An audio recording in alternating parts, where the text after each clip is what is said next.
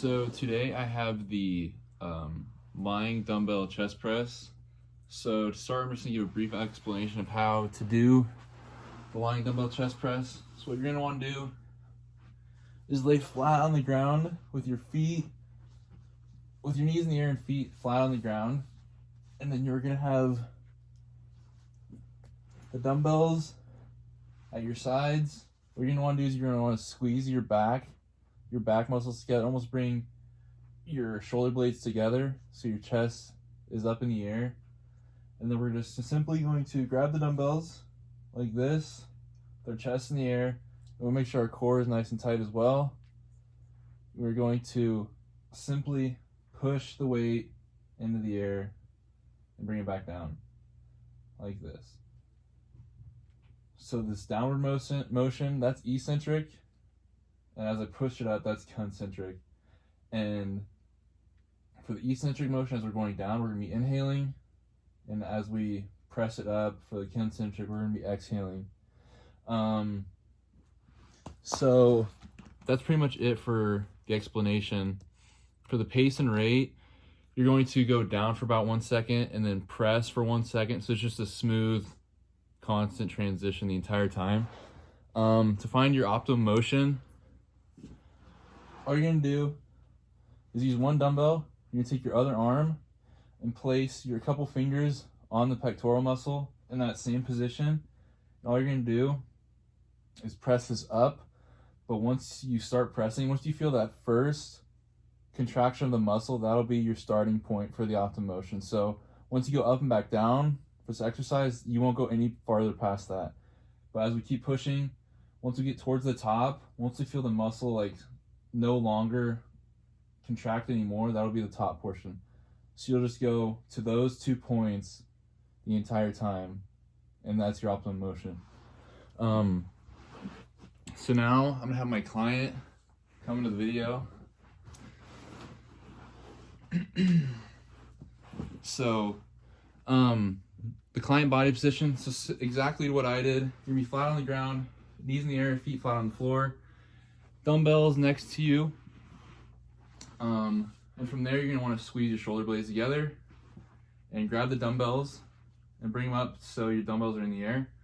And all we're going to do, actually let's do the optimum motion first. So we're going to have one dumbbell, so just like I explained earlier.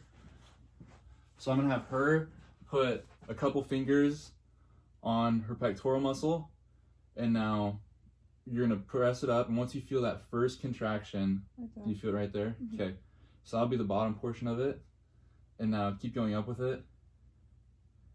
Yeah, that's like the top. That's the top. Mm-hmm. So now go to those 2 points again for me.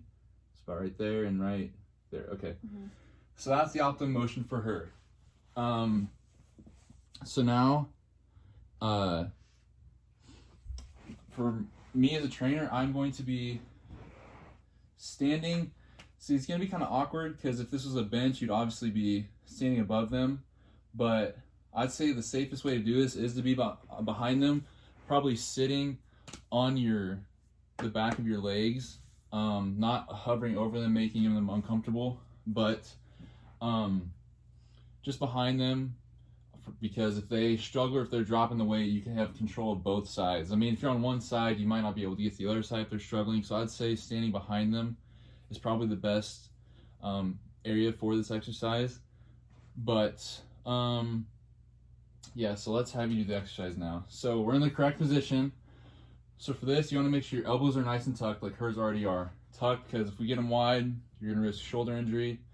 But make sure your back is nice and flexed, your chest is big. Also, make sure your core is nice and tight. Pretend someone's going to punch you in the gut. You want to keep your gut flexed the entire time. So now we're in the correct position. You know your optimum motion's at. So now I'm going to have you do 8 reps. Now I might be talking throughout, but I'm going to have you do 8 reps. So go ahead and start. Good.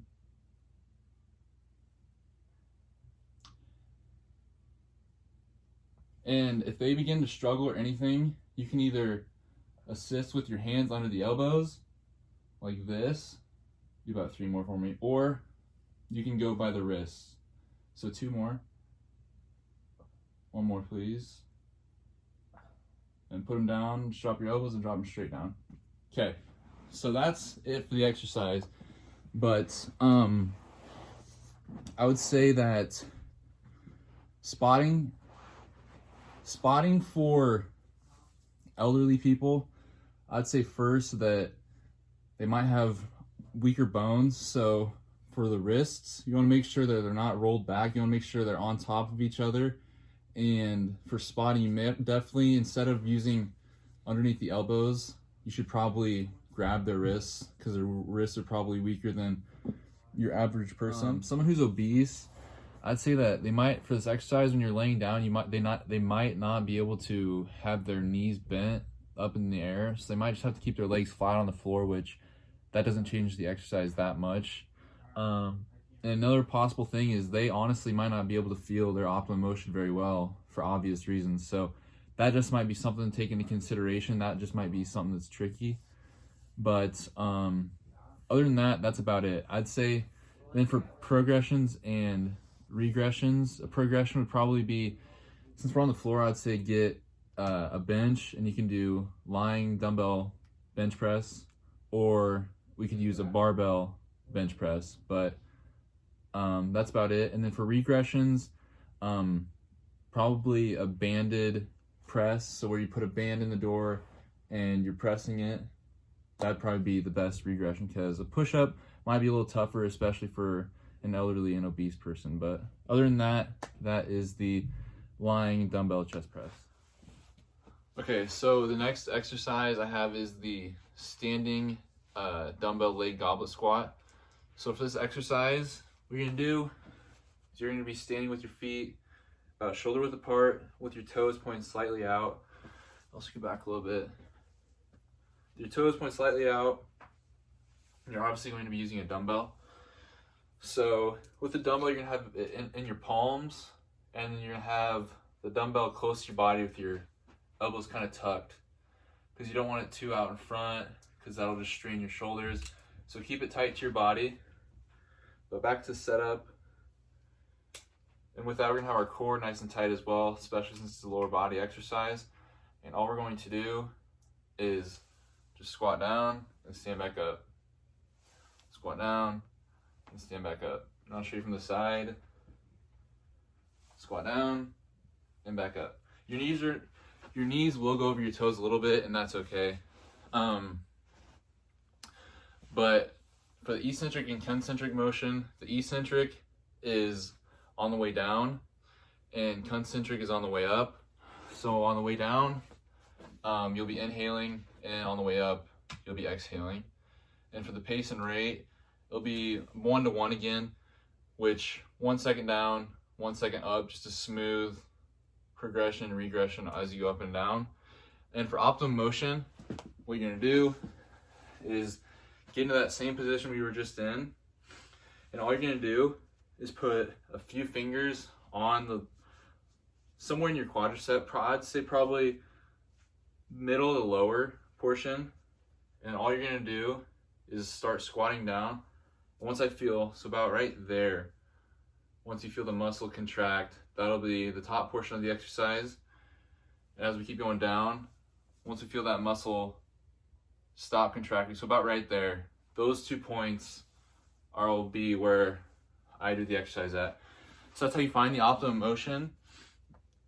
And now I think, yeah, we'll have the client demonstrate too. So I'll have you face the camera. So getting the setup with your feet shoulder width apart, your toes point slightly out, and then pick up the dumbbell. You have it in your palms, your elbows close to your body. Then from there,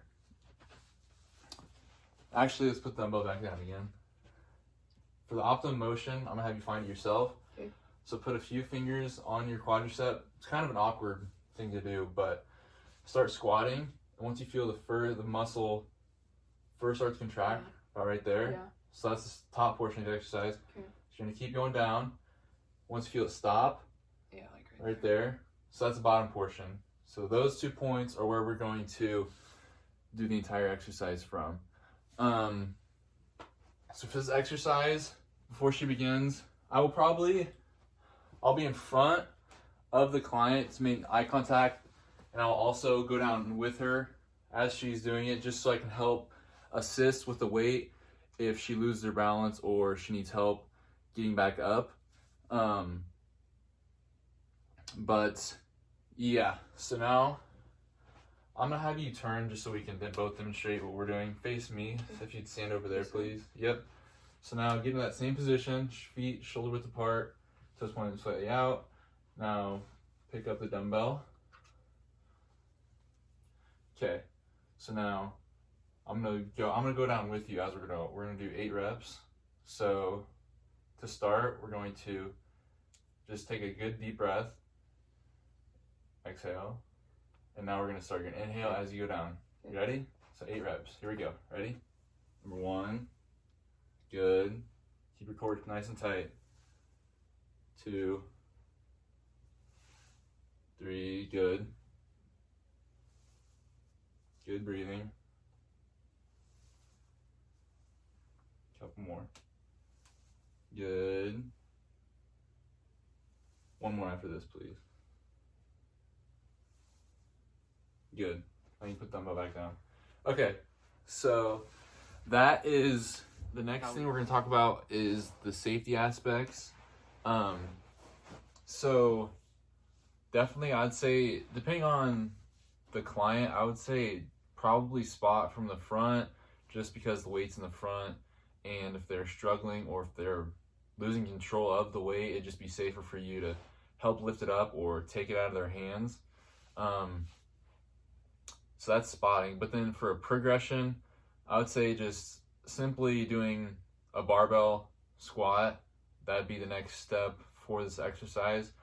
A regression would be just doing a simple bodyweight squat, because obviously a goblet squat is essentially the same thing, you're just adding weight. So a bodyweight squat would be a regression. And then regarding elderly people for this exercise and obese people, they're both similar in the fact that they might not be able to carry their own body weight, let alone some extra weight. So I would say maybe don't use any weight at all, or if so, very, very lightweight. But since they both might struggle on the way down with the exercise, they might not be able to get back up, they might not be strong enough. So I would suggest using something like a chair, or even a taller table that they can sit down onto, and then simply just stand back up, because that's an everyday movement that they might be used to, might not be, but simply just sitting down in a chair and standing back up will definitely have an effect on these types of clients, since they can't support themselves on the way down. But other than that, that is about it for the goblet squat.